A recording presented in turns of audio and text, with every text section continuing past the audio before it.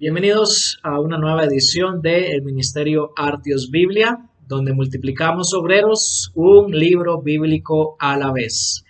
Este es el penúltimo video basado en el estudio de la carta a los Colosenses, la carta del apóstol Pablo a los Colosenses. Vamos a hablar del último pasaje de la carta, pero todavía vamos a subir un video más la próxima semana relacionado con algunos temas de conclusión de nuestro estudio de la carta, pero el pasaje que toca en esta ocasión es el último de la carta a los Colosenses, capítulo 4, versículos 12 al 18. Leo la palabra de Dios.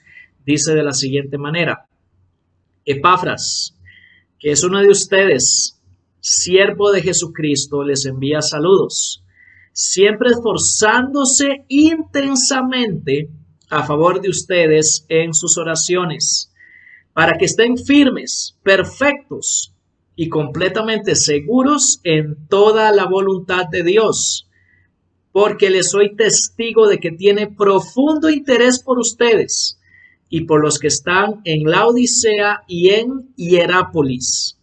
Lucas, el médico amado, les envía saludos, y también Demas. Saluden a los hermanos que están en Laodicea, también a Ninfas y a la iglesia que está en su casa. Cuando esta carta se haya leído entre ustedes, háganla leer también en la iglesia de los laodicenses. Y ustedes, por su parte, lean la carta que viene de Laodicea y digan a Arquipo: cuida el ministerio que has recibido del Señor para que lo cumplas. Yo, Pablo, escribo este saludo con mi propia mano. Acuérdense de mis cadenas. La gracia sea con ustedes.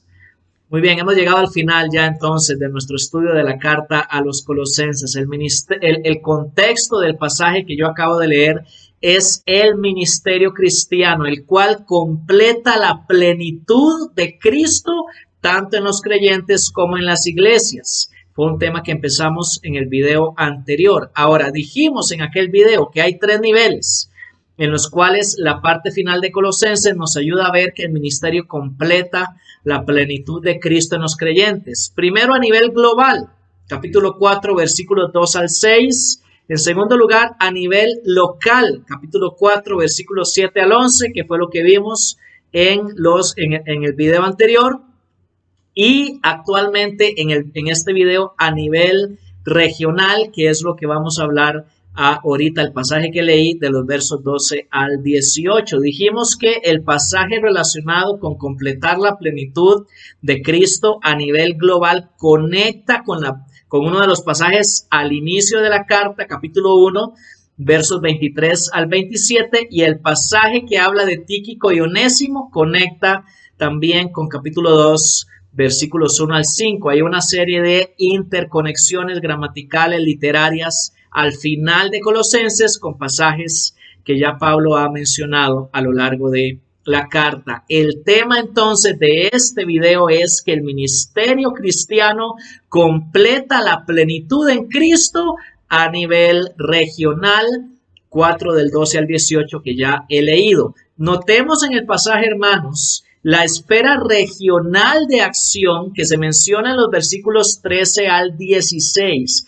No se trata nada más en esta sección de las iglesias caseras en la ciudad de Colosas, lo cual sería un nivel local, sino de las iglesias esparcidas por todo lo que se llamaba el Valle del Río Lico, compuestas, distribuidas en 3 ciudades principales: Colosas, Laodicea e Hierápolis, las cuales se mencionan varias veces, tanto en el versículo 13 como hasta el versículo 16. La perspectiva es regional, son las iglesias de una región y no únicamente las iglesias de una ciudad. Se trata entonces, ya dijimos, de las iglesias principales de todo el Valle del Río Lico en Asia Menor. Debemos notar también las diversas interconexiones regionales que Pablo quiere establecer en el pasaje. Pablo quiere conectar a todas las iglesias de esa región, que las iglesias de Colosas estén conectadas con las iglesias de Laodicea y con las iglesias de Hierápolis, y que haya un apoyo mutuo entre esas diversas iglesias. Por ejemplo, en el caso de Epafras es muy claro cómo su interés, su perspectiva es regional, todas las iglesias de la región y no únicamente local. Muy bien. Vamos a desarrollar el tema entonces que nos presenta el pasaje, hablando de dos áreas para completar, dos áreas que el ministerio completa a nivel regional, y más adelante en el video hablaremos de los 5 componentes que a lo largo del pasaje son los que nos van a ayudar a completar la plenitud en Cristo a nivel regional. ¿Cuáles son entonces esas dos áreas que el ministerio cristiano completa a nivel regional? Primero las mencionamos y luego las desarrollamos.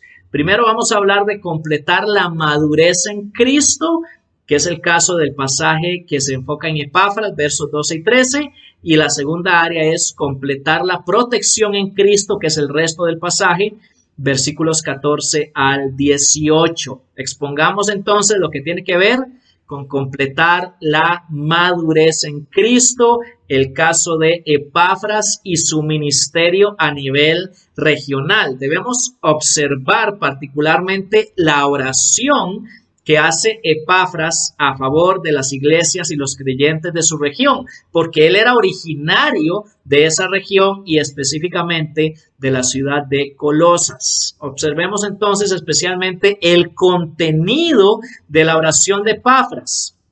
Una traducción literal de esa parte del verso 12 sería que Epafras ora para que sean mantenidos firmes, completos o maduros y habiendo sido plenamente convencidos en toda voluntad de Dios. Sería una traducción literal de esa parte del pasaje. Las conexiones literarias son evidentes. Varios de estos temas Pablo ya los ha mencionado a lo largo de la carta. Por ejemplo, en 1 del 9 al 12 hay otra oración ahí por madurez de los creyentes. Se habla de la oración agonizante de Epafras acá. Nuestra traducción que leímos dice que él se esfuerza intensamente en la oración, pero literalmente lo que hace es que ora de manera agonizante, y eso conecta con la descripción que Pablo hace de su propio ministerio en 1:29 y 2:1, donde él utiliza esa misma terminología para decir que él trabaja arduamente agonizando y que él tiene una agonía precisamente a favor de la gente de esa región, los creyentes de esa región.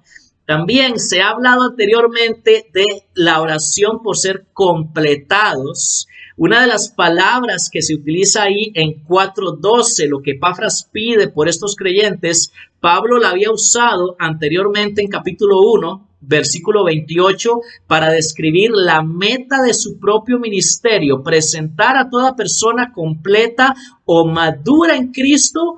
Y repito, se utiliza la misma palabra en 4:12 en medio del contenido de la oración de Epafras. También la oración por estar plenamente convencidos, que es otra de las frases que Epafras utiliza en su oración por los creyentes, hace eco de la misma expresión que ya se había usado en capítulo 2, versículo 2.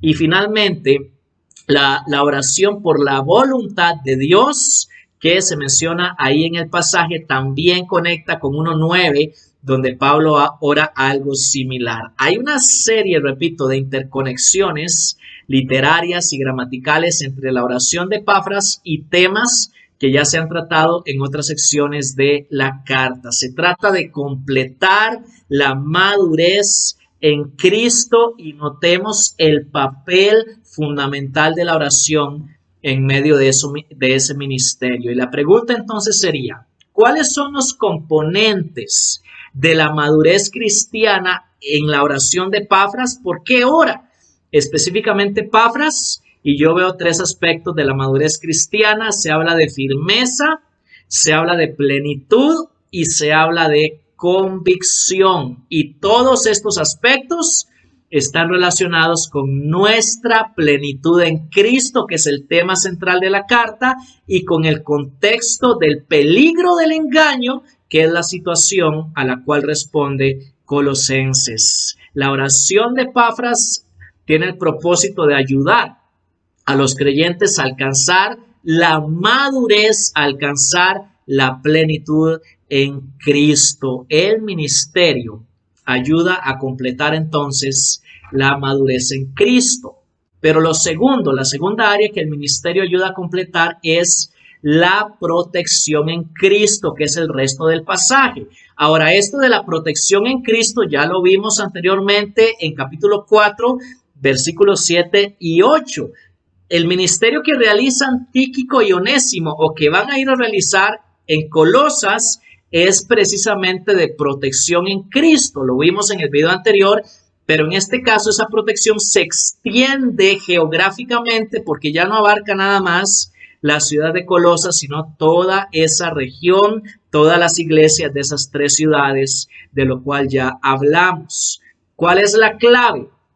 En los versos 14 al 18, es que la protección requiere interacción. Esto es muy importante. Debemos notar todas las conexiones relacionales del texto. Hay una serie de interrelaciones personales ahí en 4, 14 al 18, y es precisamente porque la protección requiere este tipo de interacción. Incluso en este contexto llama la atención las menciones de Lucas y Demas, así de pasada, que Pablo dice, les envían saludos Lucas y Demas, pero dentro de este contexto que estamos mencionando, la mención de estos 2 hombres en 4:15 contribuye a proteger las iglesias del peligro externo e interno, especialmente el peligro de la falsa enseñanza. La protección requiere interacción, conexiones relacionales, es lo que Pablo nos enseña acá. Ahora debemos notar que ambos aspectos, tanto la madurez como la protección que el ministerio completa, van juntos en el texto, van de la mano, son inseparables, y por eso uno de los factores principales de la madurez es la firmeza y convicción doctrinal, porque esto ayuda también en el aspecto de la protección. Precisamente debido a esta unidad entre madurez y protección, veremos juntos los 5 componentes que completan estas 2 áreas. Las 2 áreas que son completadas son madurez y protección. Ahora vamos a ver 5 componentes del ministerio que ayudan a completar cada una de estas áreas. De nuevo, primero los menciono y después los desarrollo brevemente. Vamos a hablar de oración intensa, de sufrimiento, de pertenencia a un grupo concreto, de el papel de la palabra de Dios en la protección y la madurez, y finalmente de la vigilancia.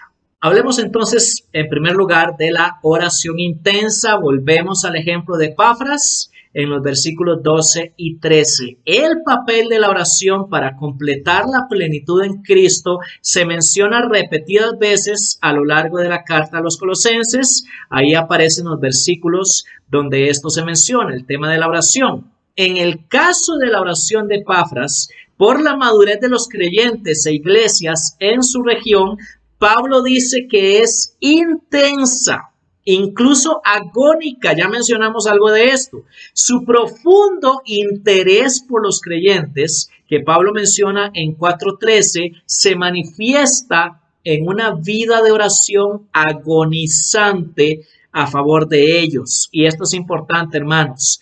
Nuestras oraciones, las tuyas y las mías, ayudan a completar la madurez en Cristo en las vidas de aquellos por quienes oramos. La oración es parte del ministerio que completa la plenitud de Cristo en otros. El segundo componente es el sufrimiento, tema que también se ha mencionado a lo largo de la carta a los Colosenses. Es parte fundamental, es parte constitutiva del ministerio en toda la carta. Si alguien pensara que el ministerio cristiano es fácil, Colosenses se encarga de desmentir completamente esta idea. El ministerio conlleva sufrimiento. en 4:13, Pablo dice que Epafras tiene un profundo y continuo dolor. Es la palabra que usa ahí, profundo y continuo dolor por las iglesias de su región de origen. Esa palabra que Pablo usa para el dolor de Epafras aparece únicamente también en el libro de Apocalipsis, versículo 16, capítulo 16, versos 10 y 11, para describir un dolor grave y agudo por parte de personas que están sufriendo. Literalmente, Epafras padece por su gente, por buscar el bien de ellos. No solo Epafras está sufriendo por el bien de ellos, sino que precisamente en el último versículo de la carta a los Colosenses, Pablo vuelve a mencionar sus prisiones.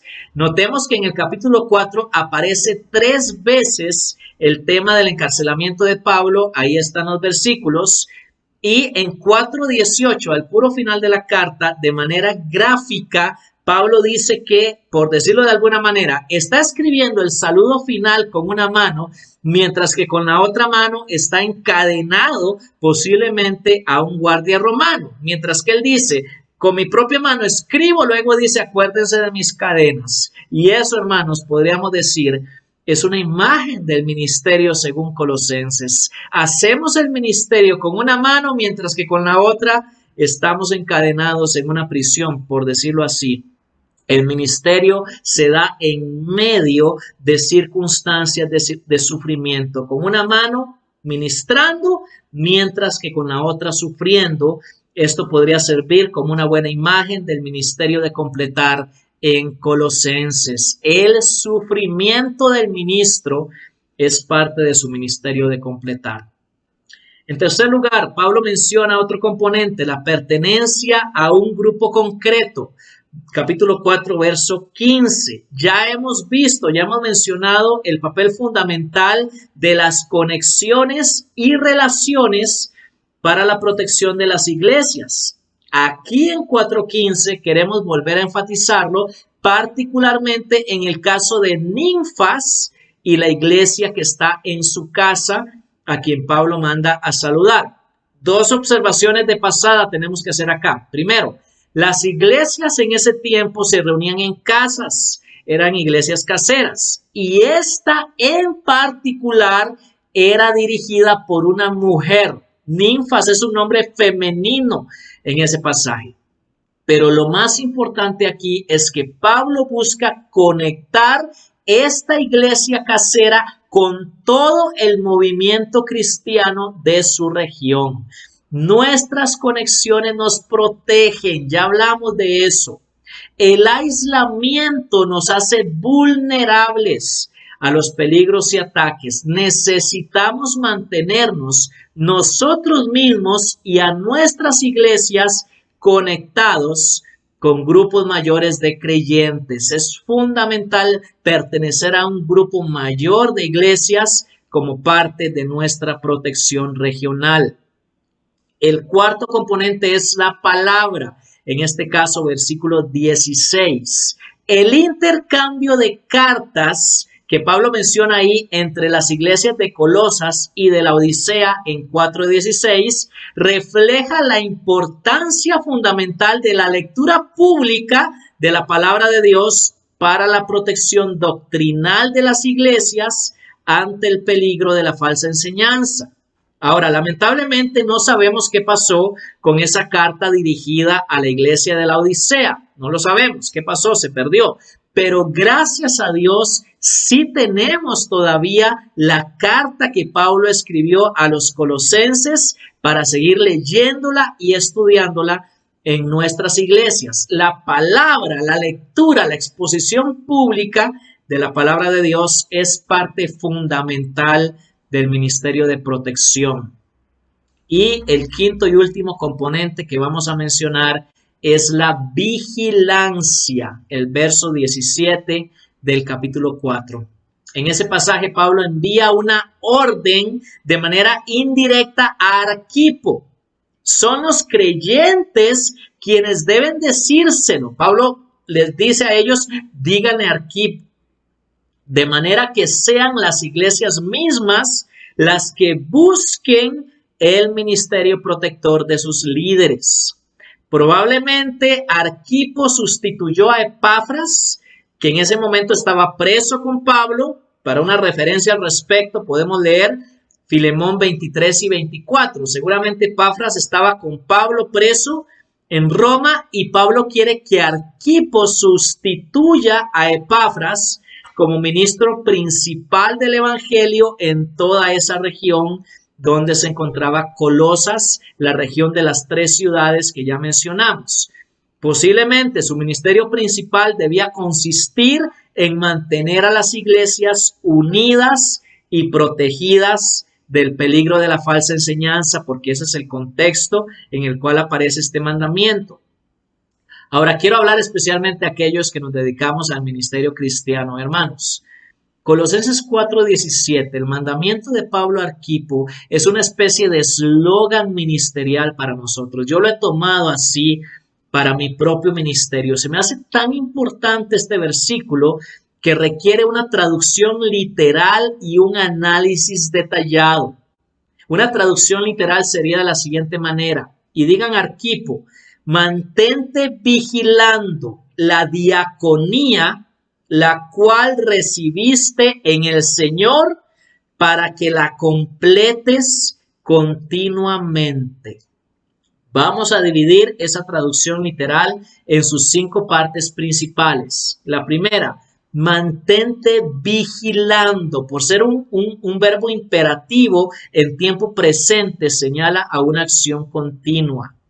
Hermanos, ese es el mismo verbo que Pablo ya usó en capítulo 2, versículo 4, y especialmente es importante, el mismo verbo que usó en el versículo 8, donde le dice a los creyentes: tengan cuidado con la filosofía, con la falsa enseñanza.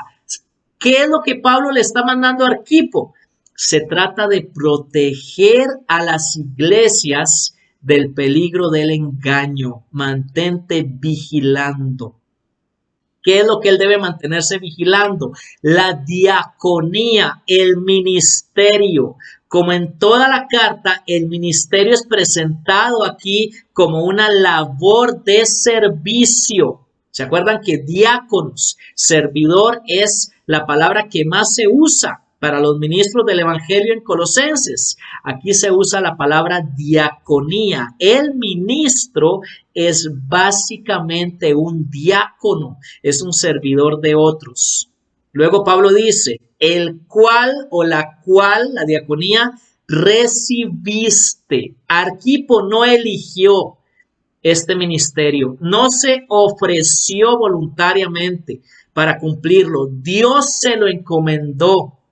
Así como Pablo habla de su propio llamado ministerial al inicio de la carta, donde él dice: apóstol de Jesucristo por la voluntad de Dios, no por elección personal. Igual en el caso de Arquipo, fue algo que él recibió. El ministerio es una sagrada encomienda, no es una opción voluntaria. Y por eso precisamente no podemos descuidarla. Dios nos lo ha encargado. Siguiente frase importante del pasaje: en el Señor, mantente vigilando la diaconía, la cual recibiste en el Señor. ¿Qué significa esto? Dentro de la esfera de autoridad y señorío de Jesucristo. El ministerio es tanto un servicio que realizamos a favor de otros, una diaconía, como también es una esclavitud a Jesucristo. Él, el diácono, es también un doulos, un esclavo de Cristo, y eso se repite varias veces en la carta. Ahí están los textos. A fin de cuentas, nosotros respondemos a Cristo como nuestro Señor por el ministerio que realizamos. Es a Él a quien daremos las cuentas finales. Me parece a mí que valdría la pena leer el pasaje donde Pablo se refiere a los esclavos en Colosenses 3, 22 al 25, y tratar de ver sus implicaciones ministeriales también, porque Pablo dice que el ministerio lo hemos recibido en la esfera de autoridad y de señorío de Jesucristo. Somos sus esclavos. Y finalmente Pablo presenta la meta, el propósito del ministerio. Él dice, para que la completes continuamente. Esta es la meta del ministerio, hacia donde apunta el ministerio. Nuevamente, el verbo está en tiempo presente, es una acción continua, se trata de completar continuamente el ministerio, la diaconía.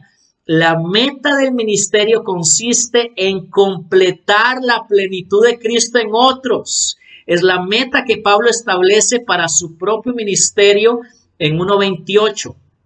El ministro de Cristo debe establecer como su objetivo supremo alcanzar esta meta, presentar a otros, a toda persona, dice Pablo, completa, madura, perfecta, plena en Cristo. Y para lograr eso, el ministro debe esforzarse continuamente. Y entonces surge acá una pregunta final. ¿Qué necesitaba Arquipo y qué necesitamos nosotros hoy para completar continuamente nuestra labor ministerial? Permítanme sintetizar todo el análisis que hemos hecho de este versículo a través de 3 conceptos principales. ¿Qué necesitamos para completar continuamente el ministerio que recibimos en el Señor? Necesitamos vigilancia, necesitamos servicio y necesitamos sujeción al señorío de Cristo en nuestras vidas y ministerios. Permíteme, hermano y hermana, terminar este video enfatizando este mandato de Pablo para aquellos que somos ministros de Cristo. Escúchame bien, hermano, lo que Dios te dice en su palabra, lo que Pablo le dijo a Arquipo, nos lo dice hoy a ti y a mí. Mantente vigilando la diaconía, la cual recibiste en el Señor, para que la cumplas continuamente. Y precisamente para ayudarte a completar esa diaconía que recibiste en el Señor, está este ministerio que se llama Artios Biblia. Yo soy Mauricio Acuña y que el Señor te bendiga.